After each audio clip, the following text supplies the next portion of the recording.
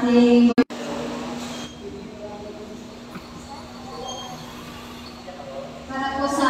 sixth period.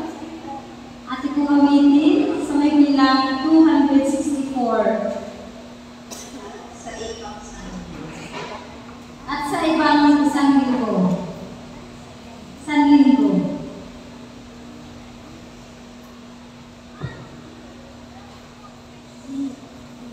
Yung number 264.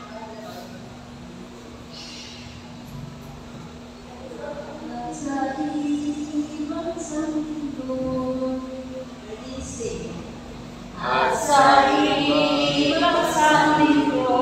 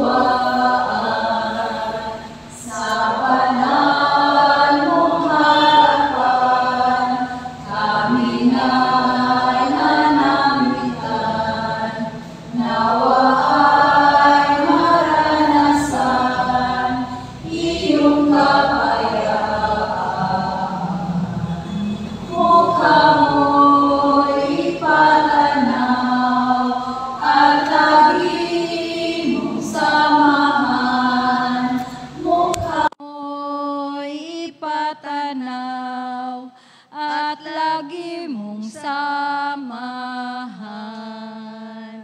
sa Ibanghelyong tinig, nawa ay mga akit ang sasalay giyagis, na sa Diyos ay magbalik. At naway ang may hapis, sa tuwa ay may bihis. At naway ay may hapis, sa tuwa ay may bihis.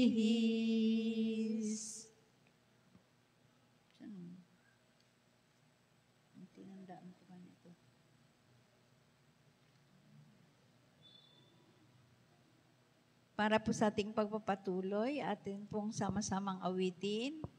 Tayo'y nagtitipon. Hymn number 6. 6. Tayo po'y tumayong lahat, mga kapatid ko.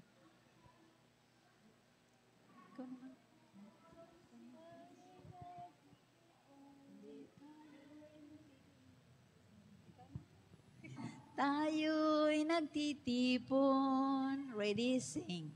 Tayo'y nagtitipon upang ating hingin pagpapala ng Panginoon natin. Masama'y hindi na humahapis sa atin. Papuri sa pangalan niya'y awitin. Ang ating Diyos tayo'y pinapatnubayan, pinatatatag niya ang kaharian, kaya nagwawagi sa pakikilalaban ikaw upang Panginoon ay kaakbay. Lahat kami sa Jesus nagpupuri, naway maging sanggalang kang parati. Huwag mong tulutang bayan mo, maluhagi, ngalan mo'y purihin, palayain kami. Tayo po'y manikluhod para sa panalangin.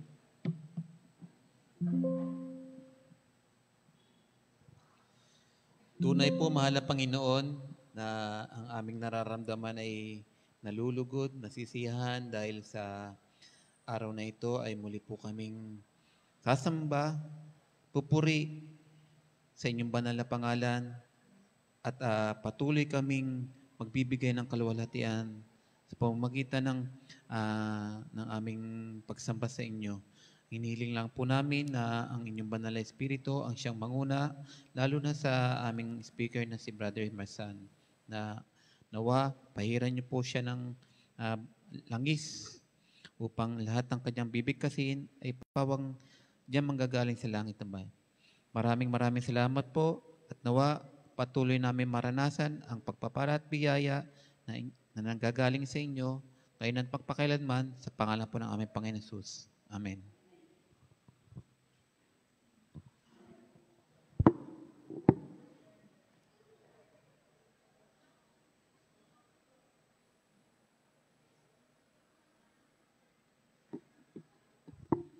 Happy Sabbath mga kapatid. Purihin natin ang Panginoon sa mga oras na ito dahil binigyan tayo ng pagkakataon na makadalo, no, sa ating simbahan. At binigyan tayo ng pagkakataon upang magpuri sa kanyang pangalan. Kamusta tayo mga kapatid sa loob ng isang linggo? Mabuti, no? Amen. At tayo hindi pinababayaan ng Panginoon, no?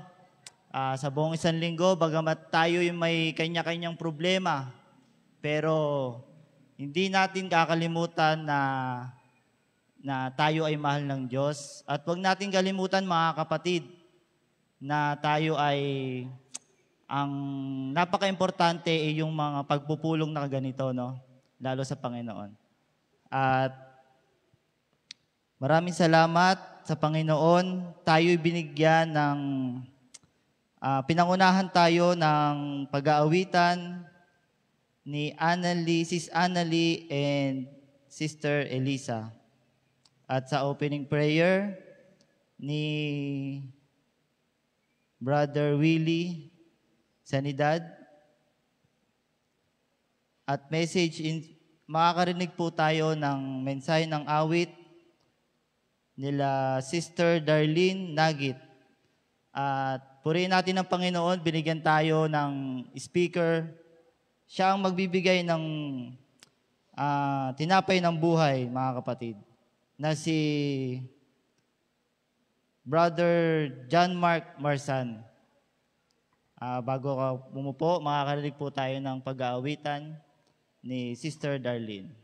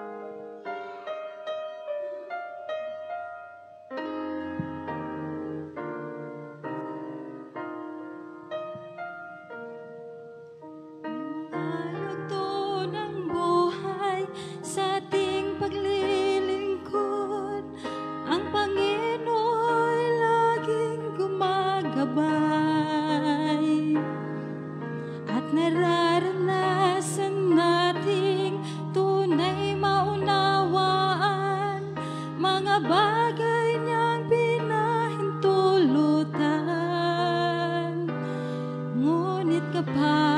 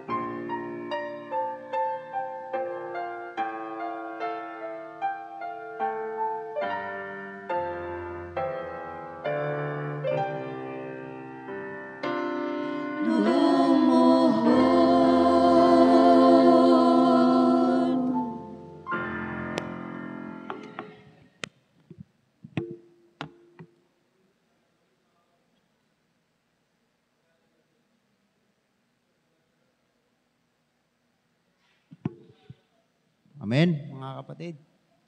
Purihin natin ang Diyos, Kanyang kabutihan. Gabing ito, mga kapatid,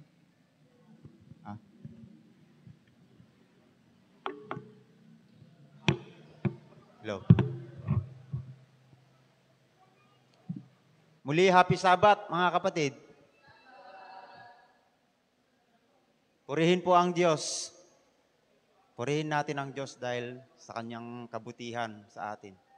Sa isang linggo, tayo'y ginabayan niya. Salamat sa mensahe ng awit. Ang ganda ng lumuhod dahil manalangin tayo at siya ang nagbigay sa atin ng bukas, sabi sa So mga kapatid, tayo po ay dadako na magpapatuloy sa ating gabi-gabi sa every Wednesday and ngayong Sabat na Friday ang mensahe, ang libro ni Mrs. White ang pamagat ay yung From Heaven with Love. At nasa na po tayo, nasa chapter 54. Na ang pamagat po ay The Good Samaritan. Pamilyar naman tayo mga kapatid, ang talinghagang ito ng ating Panginoon, yung The Good Samaritan. Tayo po muna ay manalangin, mga kapatid. Yumuko sa panandaliang panalangin. Dakilang Diyos, Ama naming banal, makapangyarihan ka sa lahat. Narito po kami, handa pong makinig sa inyong mga banal na salita, Panginoon. Nihiling po namin ang gabay, patnubay po ng banal na Espiritu upang ang lahat ng pong ito ay itong mensaheng ito, Panginoon, ay magbibigay po ng pagpapala sa bawat isa sa amin. Ganun din po sa mga nanonood po sa online, pagpalain nyo din po sila. Salamat po, Ama, sa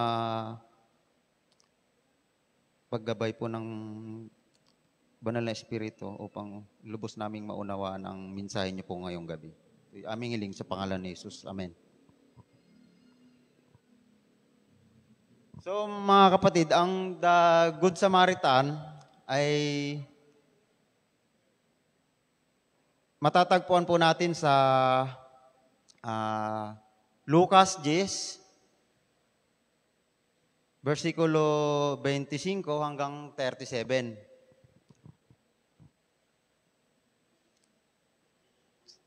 Samahan niyo po tayong itong basahin po muli, mga kapatid. Sa Luke 10, verse 25. Ito ang sinabi. At narito, ang isang tagapagtanggol ng kautusan ay nagtindig at siya'y tinutokso na sinasabi, Guro, ano ang aking gagawin upang magmana ng walang hanggang buhay? At sinabi niya sa kanya, ano ang nasusulat sa kautusan? Ano ang nababasa mo? At pagsagot niya ay sinabi, ibigin mo ang Panginoon mong Diyos ng buong puso mo at ng buong kaluluwa mo at ang buong lakas mo at ang buong pag-iisip mo at ang iyong kapwa na gaya ng iyong sarili. At sinabi niya sa kanya, matuwid ang sagot mo. Gawin mo ito at mabubuhay ka. Sabi ng ating Panginoon. Verse 29, datapat siya na ibig mga ringganap sa kanyang sarili ay nagsabi kay Jesus, at sino ang aking kapwa? Kapwa-tao. Sabi. Sumagot ang ating Panginoong Hesus at sinabi, isang tao'y bumababa sa Jericho na mula sa Jerusalem at siya'y nahulog sa kamay ng mga tulisan at sa kanya'y sumamsam at sa kanya'y humampas at nagsialis na siya'y iniwang halos patay na. Halos patay na, half dead. Verse 31, at nagkataong bumababa siya sa daang yaon ay isang saserdote at nang makita siyang dumaan sa kabila ng tabi. At sa gayon ding paraan, ang isang Levita naman, nang dumating siya sa dakong yaon, at makita siyang dumaan sa kabilang tabi. Datapot ang isang Samaritano, sa kanyang paglalakbay ay dumating sa kinaroonan niya at nang siya'y makita niya ay nagdalang habag at lumapit sa kanya at tinalian ang kanyang mga sugat na binuhusan ng langis at alak at siya isinakay sa kanyang sariling hayop at dinala sa bahay tuluyan at siya'y inalagaan. Verse 35, at nang kinabukas ay dumukot siya ng 2 denaryo at ibinigay sa katiwala ng bahay tuluyan at sinabi, alagaan mo siya at anumang magugol mong higit ay aking pagbabayaran sa iyo pagbalik ko. Sino sa tatlong ito sa akala mo ang nagpakilalang kapwa-tao sa nahulog na sa kamay ng mga tulisan? Sabi ng Panginoon, tinanong niya yung abogado.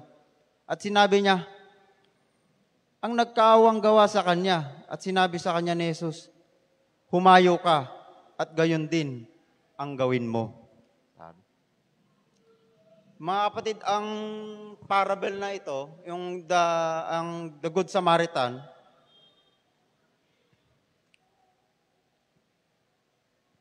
ito pala ay isa sa makahulugang katuruan ni Jesus na nagpakita ng tunay na diwa ng pag-ibig at habag ng isang Kristiyano. Sa kwentong ito mga kapatid, tumugon si Jesus sa tanong ng isang abogado tungkol sa kung paano magmamana daw ng buhay na walang hanggan sa pamamagitan ng pagbibigay diin ng tunay na pagsunod sa kautusan ng Diyos at naipapakita sa pamamagitan ng pag-ibig sa Diyos at sa kapwa. So halimbawa mga kapatid, yung Samaritano na tumulong sa isang sugatang estranghero, binigyan ng kahulugan ni Jesus kung ano ang ibig sabihin ng pagiging tunay na kapwa. Na inalis na ang hadlang ng lahi, o ibang lahi ka man, o relihiyon, o antas na sa lipunan, parang inalis ng Panginoon yung pagiging, yung barrier ba, yung bawat isa. So higit pa sa isang aral na moral, ang talinghagang ito ay sumasalamin sa sariling misyon ni Kristo. Inligtas ang sangkatauhan at nagsisilbing walang hanggang paanyaya sa mga mananampalataya na isabuhay ang awa, kababaang loob at aktibong pag-ibig sa kanilang araw-araw na pamumuhay. Bakit kaya mga kapatid,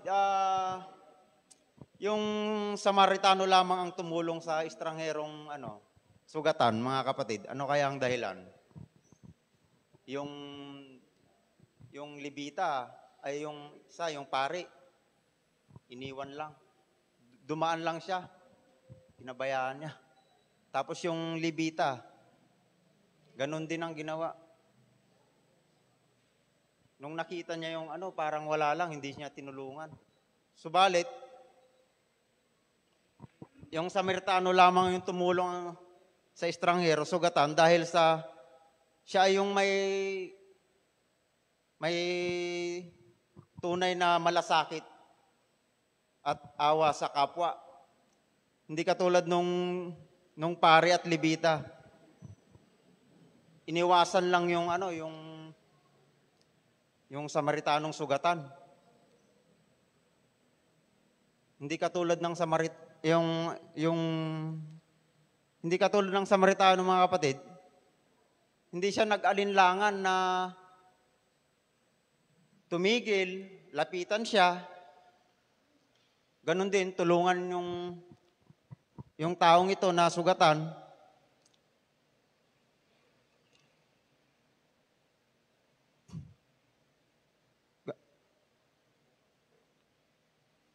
Kahit pa nung mga kapatid nung dati, magkaibang, yung sila ay magkaibang lahi, may alitan yung mga Hudyo, di ba mga kapatid? At saka yung Samaritano. Yung panahong iyon, parang Pero hindi inano ng Samaritano. Hindi siya nagdalawang isip na tulungan yung strangherong ito. So tumulong ang Samaritano hindi dahil sa tungkulin o utos, kundi dahil sa pusong may habag. Siya ang naging halimbawa na kung ano ang ibig sabihin ng pagiging kapwa. Ayon kay Jesus, ang tumulong sa kapwa sa oras ng pangangailangan, kahit sino pa sila, kahit, sabi ko nga, kahit ibang pag may nakita kang may nangangailangan, mga kapatid, kahit pag may tumatawid lang na matanda sa kailangan nating tulungan, hindi natin pababayaan. Kaya, ganun din pag may nangangailangan na wag nating idedmahin ba, lalo na yung mga kahit nangihingi lang sa hindi natin alam kung anong pangailangan nila. So, yun ang sabi ng ating Panginoon tulungan daw natin ang nangangailangan. Yun yung dalawang utos na ang pag-ibig sa Diyos at pag-ibig sa kapwa. So mga kapatid, may tatlong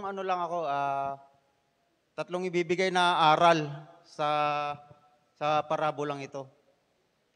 Number 1, true obedience to God is shown through love for Him and compassion for others.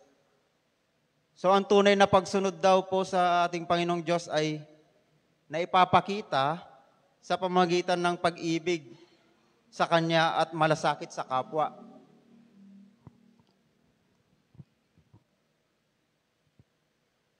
Itinuro yun ni Jesus na ang buhay na walang hanggan ay makakamtan sa pamamagitan ng taos-pusong pag-ibig sa Diyos at sa kapwa, tulad ng pagmamahal sa sarili.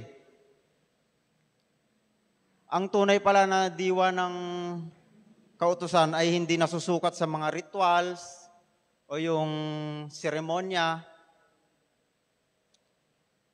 Hindi porket tulad ako na tawag doon na ordain ako na ibig sabihin ng seremonya na ordain na bilang deacons. Hindi porket na ordain ako parang wala na lang yung pagtulong sa kapwa. Tulad na kahit nagbabasa ka ng Bible pero hindi mo naman naibabahagi yung mga kapatid, di ba? Hindi ka rin tumutulong sa kapwa, parang wala lang din. Kahit nagbabasa o yung tulad ng seremonya, tulad ng hindi natin na-apply yung tulad ng yung Santa Cena, mga ganun ba mga kapatid?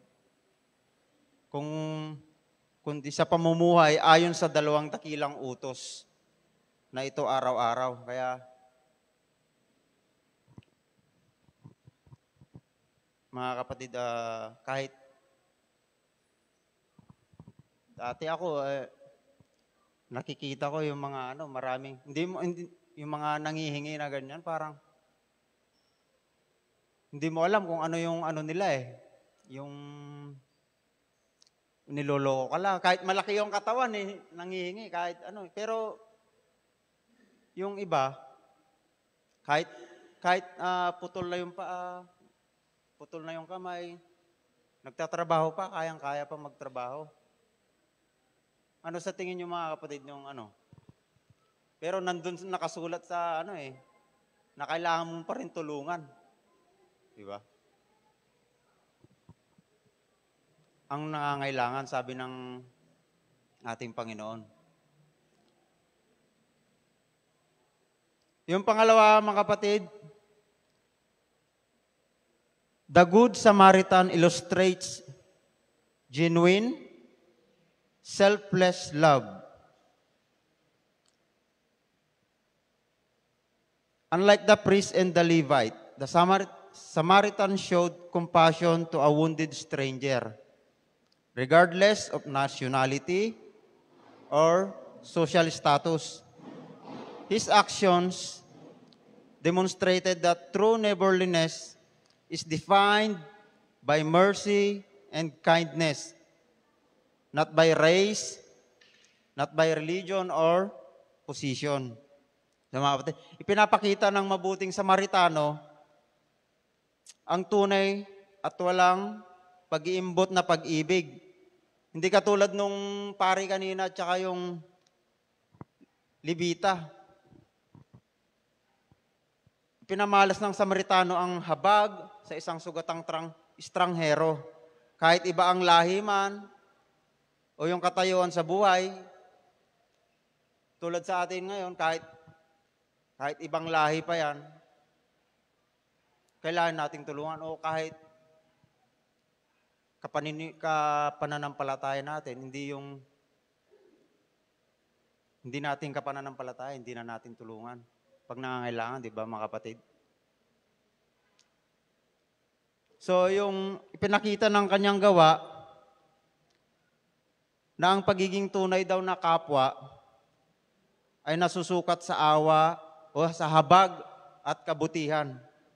Hindi sa reliyon, hindi sa lahi, o yung posisyon, may kaya sa buhay.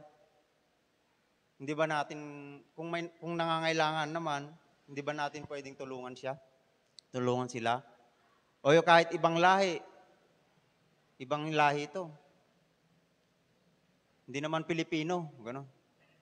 Kung nangangailangan naman, Brother Melfred, di ba? Kailangan nating tulungan. O gano'n din pag yun nga, sinabi ko, kahit kaparehas natin ng religion, yun lang ba ang dapat nating tulungan, mga kapatid? Kailangan tulungan natin kahit ibang religion man, kung nangangailangan ng tulong, ipakita natin yung sinabi na, yung tunay na pagiging kapwa. Yung tunay na pagiging kapwa.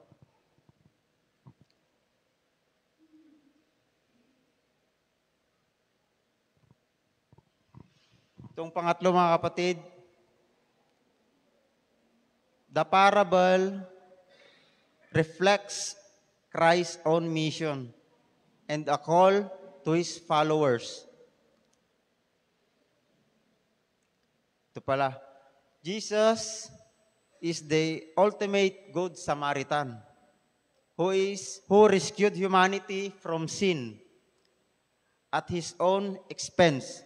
Believers are called to follow His example, showing mercy, self-sacrifice, and active love toward all who are in need. So ipinapakita pala rin ng talinghagang ang misyon ni Kristo at ang panawagan sa kanyang mga tagasunod. Ang ating Panginoon pala yung tunay na Good Samaritan, mga kapatid. Siya yung nagre-represent kasi. Nagre-represent dun sa parable niya na yung mabuting Samaritano. Siya yung nagligtas sa sangkatauhan mula sa kasalanan sa pamamagitan ng kanyang sarili, sakripisyo. Tinawag ang mga mananampalataya na tularan siya, magpakita rin ng habag, sakripisyo, at yung tunay na pag-ibig sa lahat ng nangangailangan. Yun ang Yun ang pag-represent na sa ating Panginoong Hesus. Kailangan makita natin, yung lagi nating sinasabi na kailangan nating, yung mag-reflect ba yung sa atin, ang ating Panginoong Hesus, mag-reflect gaano man katayuan natin sa buhay. Basta pag nakita nila, nakita yung gawa mo, makikita naman nila mabuting tao. Ganun, makikita nila na kay Kristo ito, sabihin ng mga tao. Kaya doon, parang ganun na rin yung mission din natin. Hindi natin kaya sa ating pananalita, pero sa pagkilos din natin, doon malalaman na magre-reflect yung karakter ng ating Panginoon sa ating mga ginagawa, sa ating mga kilos, mga kapatid.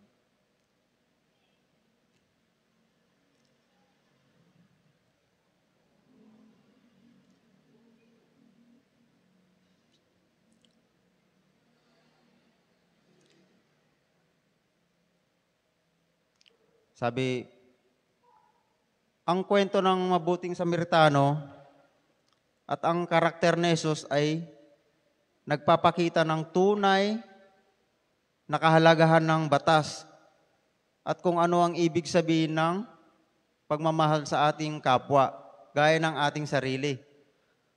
At kapag ang mga anak ng Diyos ay nagpapakita ng pag-ibig sa lahat ng tao, sila rin ay nagpapatotoo sa katangian ng batas ng langit.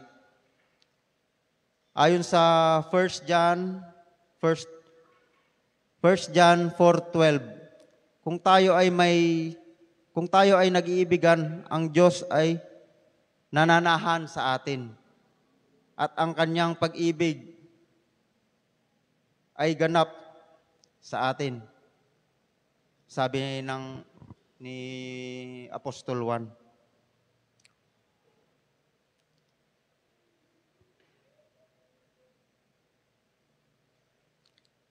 So mga kapatid, napakabuti ng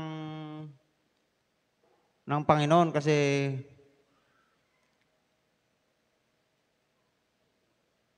ginawa niya yung parabola na ito para i-represent yung kanyang ang kanyang sarili para sa atin malaman natin na hindi lang kapananampalataya natin, kundi lahat ng tao nangangailangan ng tulong, nangangailangan ng habag, ay nangangailangan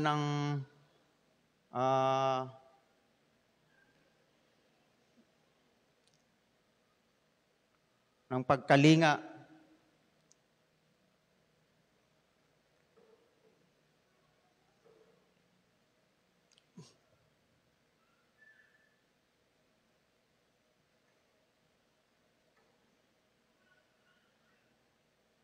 So, mga kapatid, sabi dun sa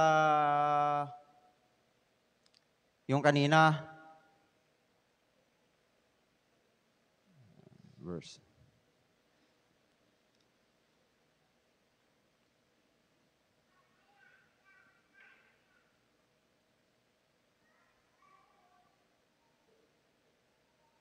Yung sabi ng abogado, sinabi niya sa kanya, ano ang nasusulat sa kautusan? Ano ang nababasa mo? Sabi. Pagsagot niya, ibigin mo ang Panginoon mong Diyos ng buong puso mo at ng buong kaluluwa, buong lakas at buong pag-isip. Yun ang sabi ng abogado. Matalino kasi ng abogado. Alam naman niya yung sinusubukan niya lang yung ating Panginoon ba? Sinusubok niya kung masasagot niya ba o ano.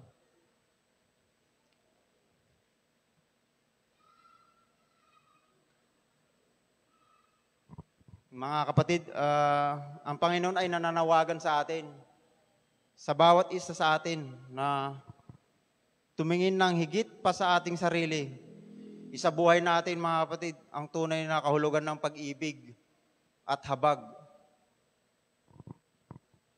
Sa mundong madalas, nangingibabaw ang kawalang malasakit, pagkiling, at pagkamakasarili. Kaya nananawagan ng ating Panginoong Hesus na humayo tayo mga kapatid. Gawin din natin yung ginawa niya. Naging mabuti siya, hindi niya inisip na ginawa ng Samaritano kahit hindi siya nanghihingi ng kapalit.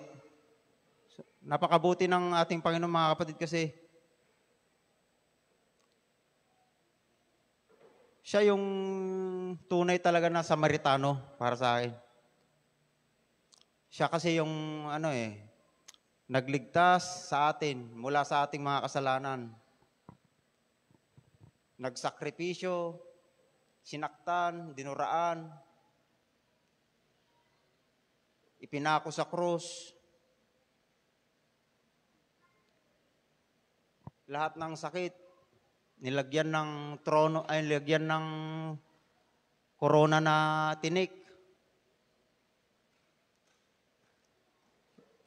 Kaya ang Panginoon na nagpapakita na yung mabuting Samaritano, siya yon. Hindi niya alam ng abogado na siya pala yung mabuting Samaritano, ang ating Panginoong Hesus.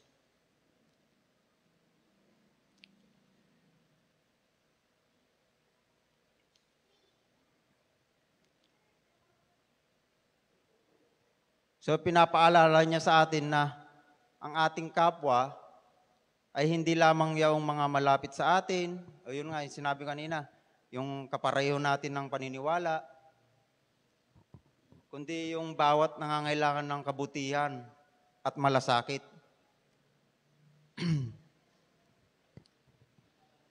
Buksan natin mga kapatid ang ating mga mata sa mga nagdurusa sa ating paligid at mag-abot ng tulong. Hindi dahil sa tungkulin natin ito, kundi dahil sa taus-pusong pag-ibig sa Diyos at sa kapwa.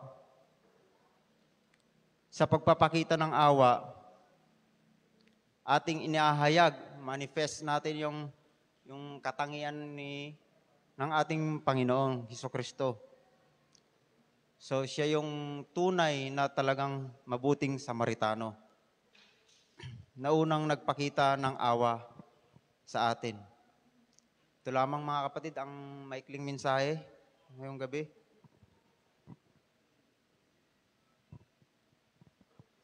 Pagpalain po tayo ng ating Panginoon.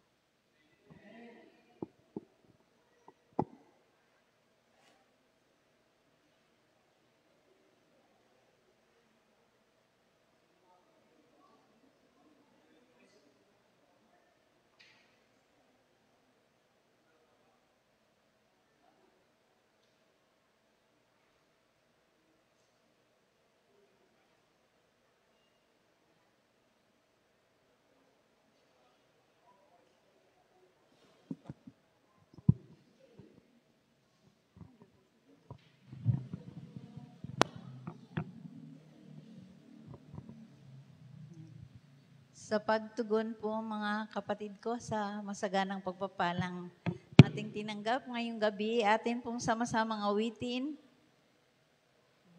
A Wonderful Savior. Hymn number 347.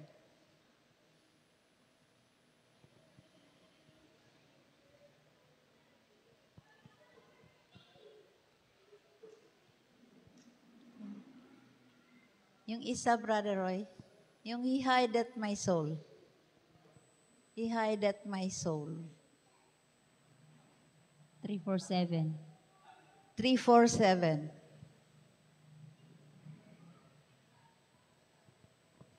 Tayo po'y tumayong lahat, mga kapatid ko. Yan, salamat po. A wonderful Savior, ready sing. How wonderful Savior is Jesus, my Lord.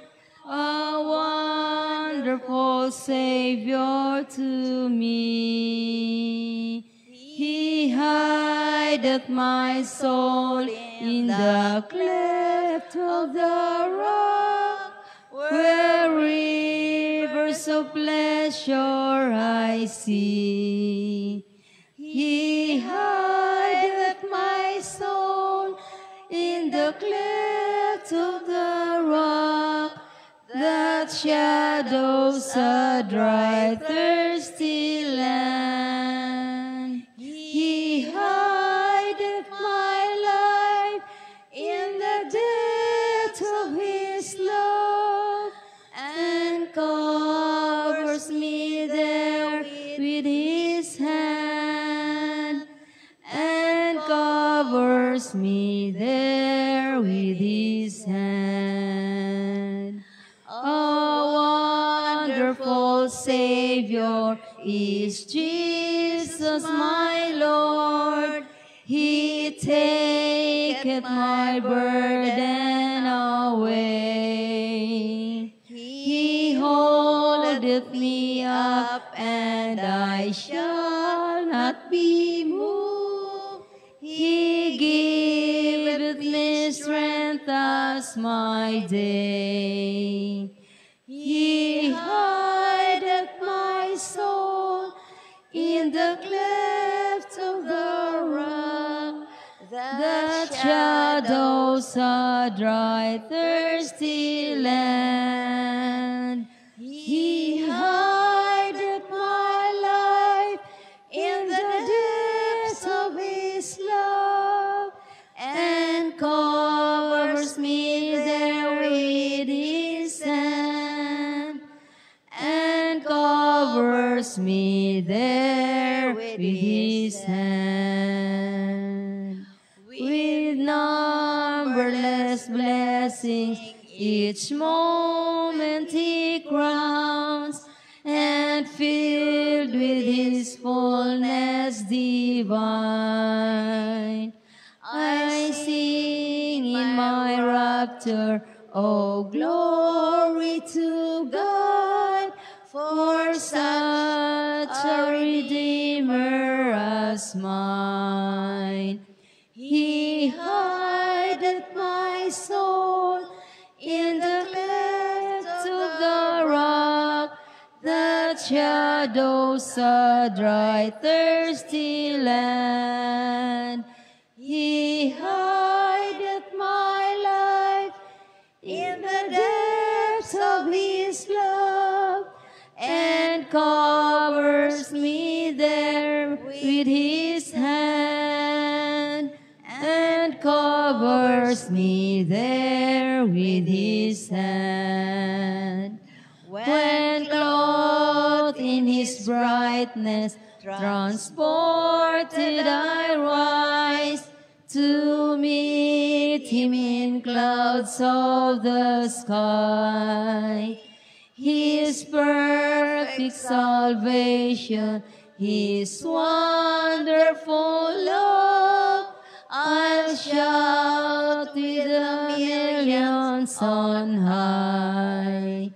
He hideth my soul in the cleft of the rock, that shadows a dry, thirsty land. He hideth my life in the depths of His love, and covers me there with His hand, and covers me there with His hand.